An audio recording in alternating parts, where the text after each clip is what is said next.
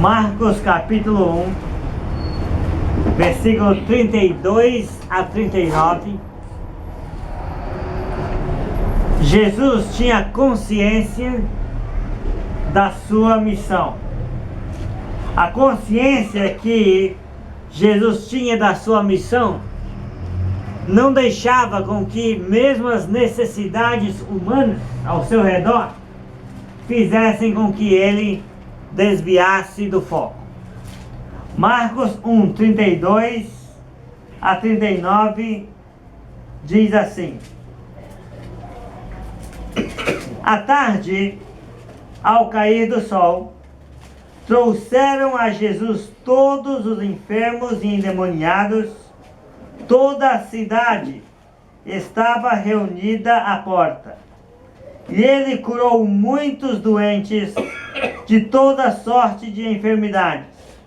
Também expeliu muitos demônios, não lhes permitindo que falassem, porque sabiam quem ele era. Tendo se levantado alta madrugada, saiu, foi para um lugar deserto, e ali orava. Procuravam-no diligentemente Simão e os que com ele estavam. Tendo-o encontrado, lhes disseram: todos te buscam. Jesus, porém, lhes disse: vamos a outros lugares, às povoações vizinhas, a fim de que eu pregue também ali, pois para isso é que eu vim. Então, foi por toda a Galileia, pregando nas sinagogas deles e expelindo os demônios.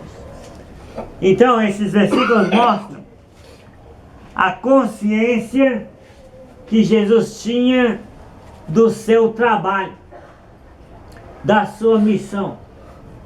Jesus sabia para que ele veio. Agora, para que Jesus veio? Curar ou pregar o reino? Jesus curou. Jesus expulsou demônios. Mas existia algo que realmente era o foco do seu trabalho. Existia algo que realmente era a missão dele. E a missão dele era pregar o reino. Então Jesus não veio para curar ou expulsar demônios. Ele veio para pregar o reino. Bem, então os sinais, as curas, as expulsões de demônios, os sinais só fariam sentido se contribuíssem para a pregação do reino. Os sinais só fariam sentido se contribuíssem para deixar na mente do povo a impressão real de que uma nova era havia chegado, de que o tempo estava cumprido. Amém? Amém. Então a vontade do povo qual era? Que Jesus continuasse ali em Cafarnaum o tempo inteiro, todos os dias, curando doentes e expulsando demônios. Bem, a vontade do povo e a vontade de Deus divergiram naquele momento. Jesus soube a hora de dizer qual palavra? A palavra mágica? Não. Jesus soube a hora de dizer não. Mesmo amando muito aquelas pessoas, mesmo sabendo das necessidades deles, mesmo amando muito aquelas pessoas, ele disse não. Ele soube dizer não. Por que Jesus disse não? Porque existia algo muito maior em jogo. A missão de pregar o reino a outros lugares. Então Jesus, ele orou. Lembra que ele se levantou de madrugada e foi para um lugar deserto e orou? Ele orava. E aí quando Pedro chegou falando, todos te buscam, vamos continuar? Jesus já tinha o discernimento do que ele tinha que fazer. Então Jesus orou e discerniu claramente o tempo e a vontade de Deus, amém? Precisamos discernir o tempo e a vontade de Deus. É o tempo de quê? É o tempo de fazer o quê? É o tempo de pregar em outros lugares, amém? É o tempo de pregar a outras pessoas. É o tempo de ir ao encontro de outros corações com a mensagem. Então aí, no versículo 39, você vê que por um tempo, Jesus conseguiu ir por toda a Galileia e pregar nas sinagogas deles. Lembra? É enfático, na sinagoga é de quem? É deles, eles que construíram. Então, quando existe algum lugar assim, é deles. Então, mas Jesus foi lá e pregou na sinagoga deles. Então, por um tempo, Jesus conseguiu ir por toda a Galileia e pregar nas sinagogas deles. Mas um abençoado desobediente acabou interferindo na pregação da palavra como vinha sendo feita. Já viu isso? Como é que a pessoa pode ser abençoado e desobediente? Você vai ver agora no texto. Um abençoado desobediente atrapalhou o ministério, interferiu na pregação da palavra como vinha sendo feito de maneira preferencialmente escolhida por Jesus. Bem, versículo 40 a 45 diz assim: aproximou-se dele um leproso, rogando-lhe de joelhos: se quiseres, podes purificar-me. Jesus, profundamente compadecido, estendeu a mão, tocou e disse-lhe: quero, fica limpo. No mesmo instante, lhe desapareceu a lepra e ficou limpo.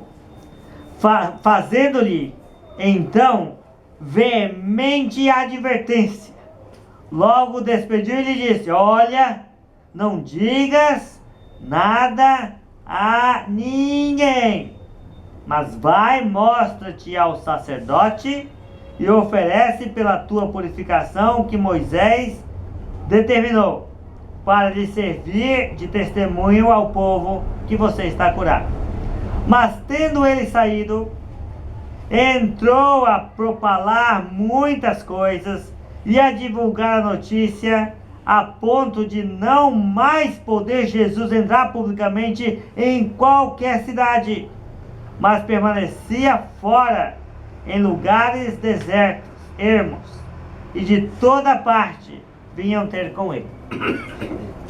Está vendo? Um abençoado desobediente, Espero que não seja você um abençoado desobediente, Mas note bem a cena. A cena chega a emocionar. O leproso toma coragem e chega perto de Jesus sem tocá-lo, de joelhos no chão, lhe implora o favor com toda a fé na autoridade de Jesus sobre as moléstias. Jesus, de fato, Ele quer que todos nós sejamos purificados. Amém? Amém. Jesus, de fato, quer muito que fiquemos limpos, que fiquemos purificados de tudo que nos apodrece, especialmente o que apodrece a nossa alma. Há coisas que começam a apodrecer nosso corpo e depois apodrece a alma. Nós estamos conversando hoje sobre a maconha, sobre o crack, sobre as drogas. Isso apodrece o corpo e apodrece a alma. Mas Jesus quer nos limpar de tudo isso, amém? Jesus quer de fato muito nos purificar de tudo aquilo que nos apodrece, especialmente a alma. Agora, quando nos aproximamos dele com súplicas, ele tem compaixão de nós, amém? Amém. Qualquer pessoa que se aproximar de Jesus com súplicas, reconhecendo que ele tem o poder da purificação, Quando nós nos aproximamos dele com súplicas, ele tem compaixão de nós. Amém? Então, mas o problema é que muitas pessoas não querem ainda serem purificadas. Porque para serem purificadas, elas precisam da compaixão de Jesus. E nem todos estão afim de receber a compaixão de Jesus. Muito bem. Mas quando nós nos aproximamos dele com súplicas, ele tem profunda compaixão de nós. Então Jesus foi legal com ele, não foi? Sim ou não? Sim. Agora, ele não foi legal com Jesus, concorda? Ele não foi. Jesus foi legal com ele, mas ele não foi legal com Jesus. Toda a alegria e entusiasmo da cura não justifica o ex-leproso de ter aberto a boca e falar demais. Vocês concordam comigo ou não? Por quê? Porque o texto é claro. Jesus foi muito claro e sincero sobre o ex-leproso. Olha, não diga nada a ninguém. Portanto, o que ele fez foi erradíssimo e trouxe interferência no ministério de Jesus. Está vendo? Então já contou algo para uma pessoa e pediu que ela guardasse o segredo, e depois você soube que ela falou para todo mundo. Como você se sentiu? Não tem problema, estava entusiasmada. Como você se sentiu? Acha isso certo? Você faz isso? Claro que não, imagina. Então, agora João Batista, ele começou a pregar livremente no deserto e foi preso na cidade. Jesus começou a pregar nas cidades e aldeias e ficou restringido a lugares afastados. Está vendo? Então nós notamos que Jesus não queria tumulto, não é verdade? Jesus não queria tumulto nem multidão. Muito diferente dos pregadores que você vê por aí, não é? Jesus não queria tumulto nem multidão. Ele queria pregar a mensagem dia após dia, tranquilamente. Amém? Então qual é a aplicação? Às vezes nós podemos ser como o ex-leproso. Depois de sermos abençoados, nós fazemos ao contrário do que Jesus nos adverte severamente na palavra. Então nós precisamos conter nosso ímpeto, amém? Conter nossa emoção, conter nosso entusiasmo, que seja, e não atrapalhar o ministério de Jesus, amém? Prestar atenção nas veementes advertências que nosso Senhor nos faz na sua palavra, amém? E a conclusão e o desafio, vamos reconhecer o poder e a autoridade de quem? De Jesus. Vamos reconhecer o poder e a autoridade do Evangelho de Jesus Cristo, Filho de Deus. Então reconheça que Deus executa um plano. Amém? Deus executa um plano.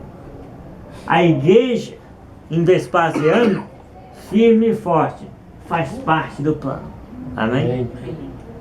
O seu coração está endireitado, você está arrependido, batizado, perdoado, porque Deus não quer surpreendê-lo de forma negativa. Deus te avisa, Deus prepara o caminho, Deus prepara o seu coração para a hora que Ele te chamar. Amém? Para a hora que você for prestar contas. Para a hora que Ele vai chegar.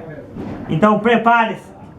Porque quando Deus te dá os avisos, por meio da igreja, por meio da pregação do Evangelho, é porque Ele está mostrando misericórdia para com você.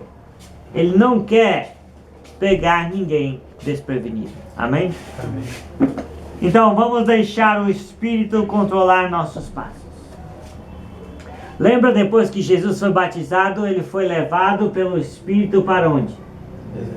Isso. Então vamos deixar o Espírito controlar nossos passos, ainda que Ele nos leve para o deserto. É melhor estar no deserto e sendo guiado pelo Espírito do que estar no trono dos reis sendo guiado por Satanás. Então vamos deixar o Espírito controlar nossos passos, ainda que seja para o deserto. Vamos entrar na grande pescaria de vidas. Amém? Amém. Jesus chamou Pedro, Tiago, João, André para serem o quê? Pescadores de homens. E eles deixaram barco, redes, pai, empregados, trabalho, profissão para seguir. Seguir nada mais, nada menos do que quem? Jesus Cristo. Será que valeu a pena? Com certeza. Valeu a pena. Eles não estavam seguindo um homem qualquer, nenhuma denominação, nenhuma filosofia, mas estavam seguindo Jesus. Então eles entraram na grande pescaria de vidas. E submetamos-nos ao ensino de autoridade do Filho de Deus. Amém? Amém. Se os demônios obedeceram Jesus, então nós precisamos obedecer o seu ensinamento. Amém? Nós precisamos respeitar sua palavra de autoridade. O Evangelho tem poder e autoridade para afastar o maligno de nossas vidas, transformar sofrimento em serviço, ajudar nas necessidades humanas. É só olhar o tanto de gente que Jesus curou depois do sábado à tarde, né? E com um simples toque, o Evangelho tem o poder de nos purificar. Amém? Nos purificar das imundícias que apodrecem nosso corpo, das imundícias que apodrecem nossa alma. Basta um toque do Filho de Deus. E como é que Deus nos toca para nos purificar? Quando você ouve o Evangelho e obedece. Amém? Amém. Então este Evangelho de Marcos é a boa nova de poder. E a fonte desse poder é Jesus. Amém. Amém.